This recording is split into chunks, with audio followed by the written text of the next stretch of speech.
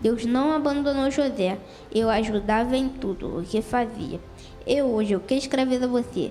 São as amizades tóxicas, as tecnologias, celular, jogos, relacionamentos.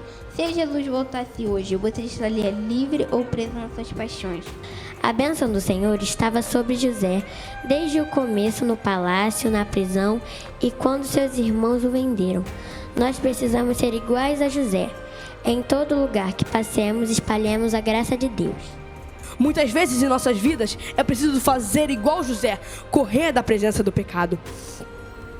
E diante disso tudo, temos que refletir para a nossa vida e deixo uma pergunta para a sua reflexão. Você, irmão, tem vivido para agradar a Deus? O segredo é permanecer. Permanecer é todos os dias. Não é eu faço uma leitura bíblica hoje, daqui a um ano, vou pegar minha Bíblia e vou ler novamente. Ou eu só me alimento daquilo que é trazido no púlpito da igreja. Isso não é intimidade, irmãos.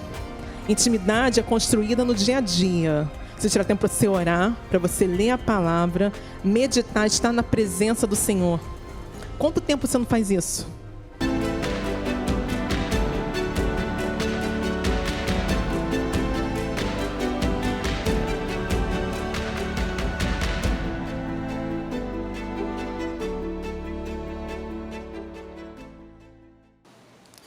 José havia sido levado para o Egito, onde o egípcio chamado Potifar, oficial do faraó, o capitão da guarda, comprou os 2 ismaelitas que o tinha levado para lá.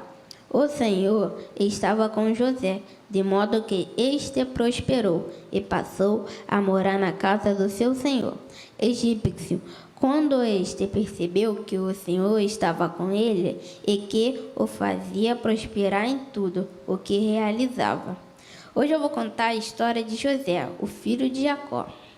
José é filho de Jacó com Raquel. Ele tinha 11 irmãos. Ele era o filho preferido. Quando José nasceu, Jacó já era velho e foi uma grande alegria o seu nascimento. Os irmãos de José tinham ciúmes dele. Ele era obediente e amava seu pai, Jacó. Deu a José uma túnica colorida e os seus irmãos ficaram com mais ciúmes. José estava com 17 anos.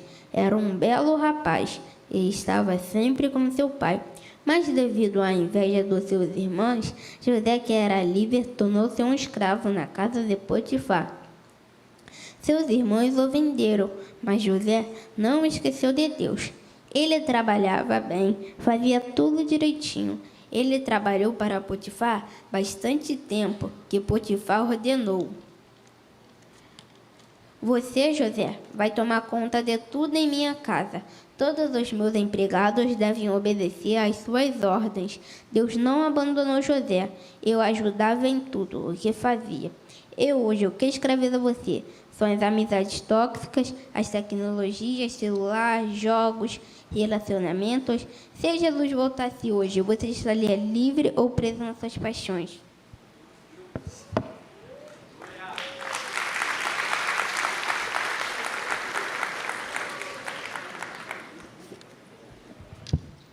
Continuando. Agradou-se de José e o tornou administrador de seus bens. Potifar deixou seu caminho e sua casa e lhe confiou tudo o que possuía. Desde o que deixou cuidando de sua casa e de todos os seus bens, o Senhor abraçou a casa do egípcio por causa de José. A bênção do Senhor estava sobre tudo o que Potifar possuía, tanto em casa como no campo. Assim deixou ele aos cuidados de José tudo o que tinha, e não se preocupava com coisa alguma, exceto da própria comida. José era atraente e de boa aparência. Depois de José ter passado por muitas dificuldades, foi trabalhar para Potifar, mas o Senhor sempre ao lado de José, e ele foi varão próspero na casa do seu senhor egípcio. Temos que ser fiéis a Deus e confiar que Ele está cuidando de tudo, assim como José, quando era escravo, confiou. E no final foi recompensado por acreditar e ser fiel. A bênção do Senhor estava sobre José, desde o começo no palácio, na prisão e quando seus irmãos o venderam. Nós precisamos ser iguais a José. Em todo lugar que passemos, espalhemos a graça de Deus.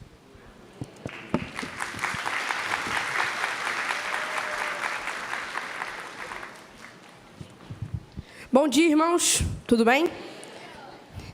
Hoje eu vou falar sobre José e o tema vai ser Viva para agradar a Deus. O texto é Gênesis 39, de 7 a 9.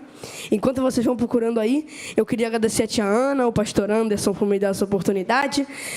Queria também agradecer a presença do meu avô, que tem 96 anos, e minha avó, que tem 86. Fique em pé aí, avô, por favor.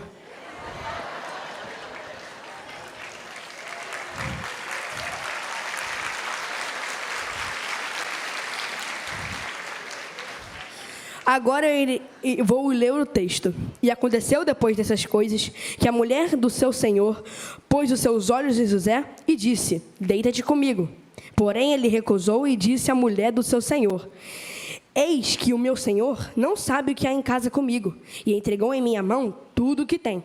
Ninguém é maior do que eu nesta casa, e nenhuma coisa me vedou, senão a ti, porquanto tu és a mulher dele. E como, pois, faria eu tamanha maldade e pecaria contra o meu Deus? José foi um homem que sempre queria agradar a Deus.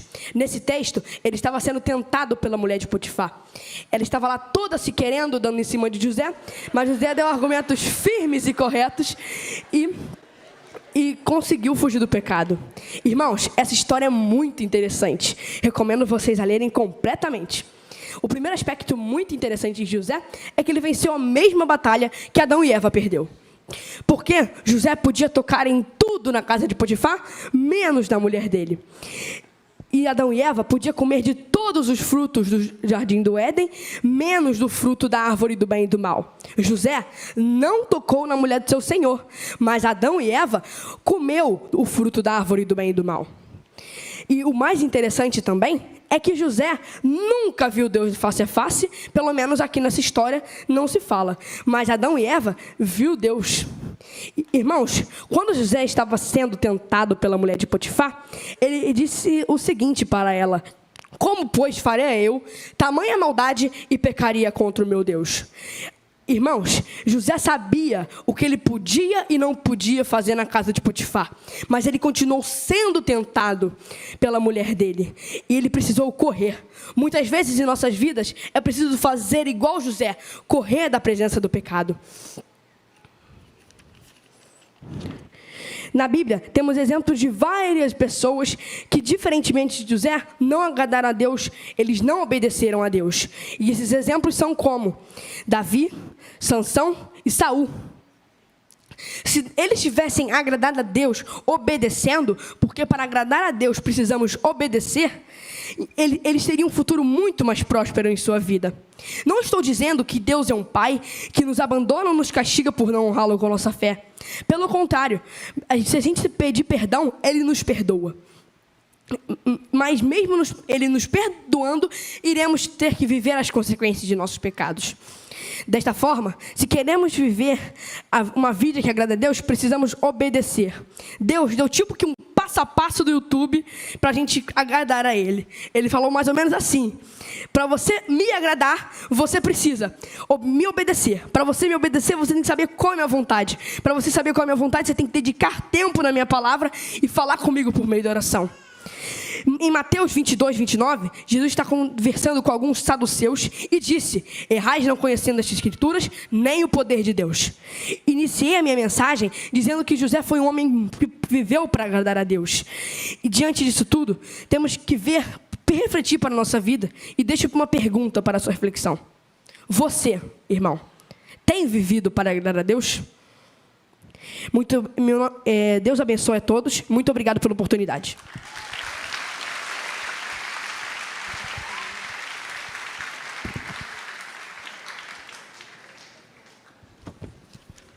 E aí, irmãos, o que nós levamos para a nossa vida? Vimos com o Caio que de José era livre e passou a ser um escravo. Nós somos livres em Cristo. Mas tem muita gente hoje que é livre em Cristo, mas está se tornando escravo do pecado. Está sendo escravizado por coisas que o levam, que o afastam para longe de Deus. 2 Pedro 2,19 vai dizer que o homem é escravo daquilo que o domina, o que tem dominado a sua vida. O que se tem colocado em primeiro lugar, acima de Deus, na sua vida. Seu relacionamento, seu serviço, seu dinheiro, a sua casa, as suas posses. Tudo aquilo que te domina, te escraviza. Todo aquele que comete pecado é servo do pecado. Tem gente brincando com o pecado, como o Marcos disse. Quer conversar com o pecado, quer dialogar com o pecado. Acha que está tudo bem. Deus é bom, Deus é amor, Ele é bondoso, aceita tudo. Mas Deus também, Ele é santo, Ele é justo e Ele é perfeito. João 8,36 vai dizer que se pois o Filho vos libertar, verdadeiramente sereis livre. Tem gente querendo vencer o pecado sozinho, porque acha que é forte. Nós vencemos com a ajuda do Espírito Santo de Deus que habita em nós. E como Marcos bem falou, se eu não leio a palavra, se eu não oro, se eu não busco a Deus, eu não tenho como vencer as dificuldades da minha vida. Precisamos depender de Deus. José não teve escolha, ele foi vendido como escravo. Ele não podia dizer para seus irmãos, eu não vou ser escravo, ele não tinha essa opção. Ele foi vendido. Nós temos escolhas todos os dias e todos os dias nos escolhemos sermos escravizados pelas nossas vontades, desejos e paixões. Dizemos que amamos a Deus, mas vivemos para nós mesmos. Desejamos a santificação, queremos ser cada dia mais parecidos com Cristo, mas não queremos mudança em nossas vidas. Não há santificação se eu não mudar.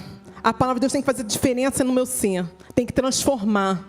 Tem que me dar direcionamento para que eu possa ser tudo aquilo que um dia o Senhor já sonhou e já planejou para cada um de nós. A Ana Luísa falou que o Senhor estava com José. A bênção do Senhor estava sobre a vida de José e sobre a sua vida. Está a bênção do Senhor? A bênção do Senhor que estava sobre José foi percebida na casa de Potifar e por quem estava ao seu redor. E na sua vida? Será que o seu vizinho lá do seu condomínio pode dizer, olha, a bênção do Senhor é sobre a vida dessa pessoa? Ou você é visto como o quizumbeiro, o tumultuador, aquele que passa nem dá bom dia para ninguém? Quem é você quando não está aqui na igreja?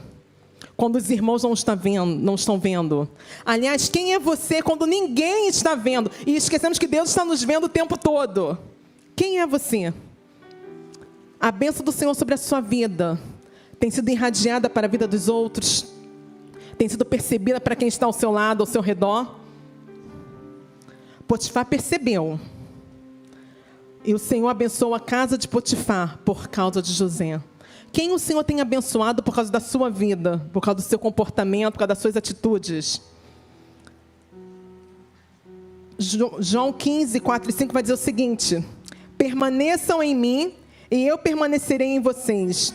Nenhum ramo pode dar fruto por si mesmo, se não permanecerem em mim. Eu sou a videira, vocês são os ramos.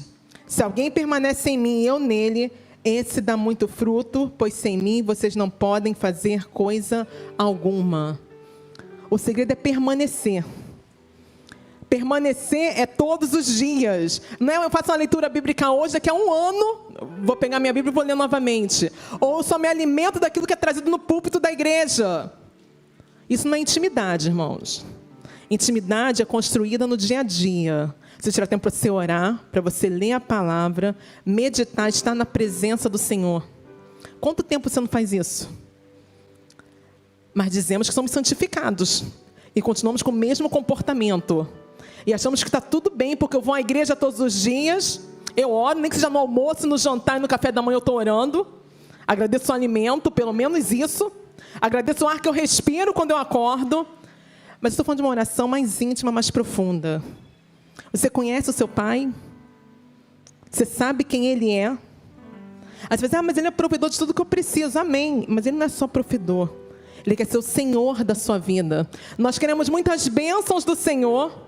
Queremos que a bênção do Senhor esteja sobre nossas vidas, sobre a nossa família, mas não queremos o Senhor da bênção. Muitas vezes colocamos a bênção de Deus acima do Senhor que dá a bênção. Deus quer que você hoje permaneça nele. em todo tempo, em todos os momentos, em todas as situações, sejam elas boas, sejam elas ruins, permaneça no Senhor. Tem gente que acha que a vida com Deus é sempre maravilhosa. Vai ter sempre festa o ano todo, 365 dias de festa. Amém, irmãos? Amém não, não é assim não. É misericórdia e glória a Deus. Tem dias que são ruins. Tem dias que não são fáceis, que dá vontade de desistir e jogar tudo para o lado. Mas é o Senhor que nos sustenta, é o Senhor que provê tudo aquilo que nós precisamos.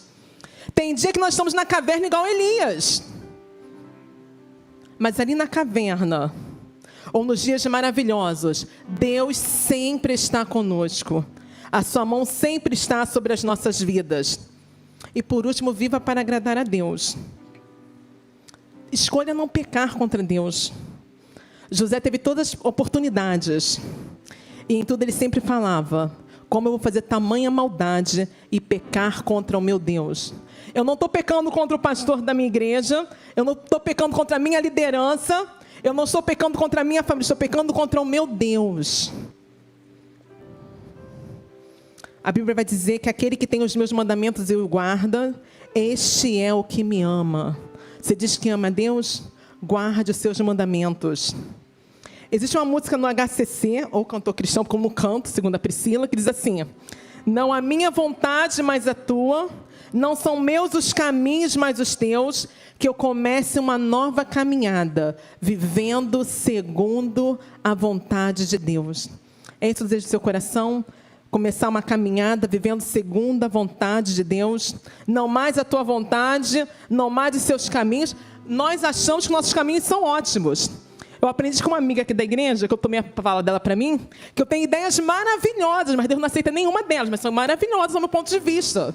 Graças a Deus que Deus não aceita minhas ideias maravilhosas.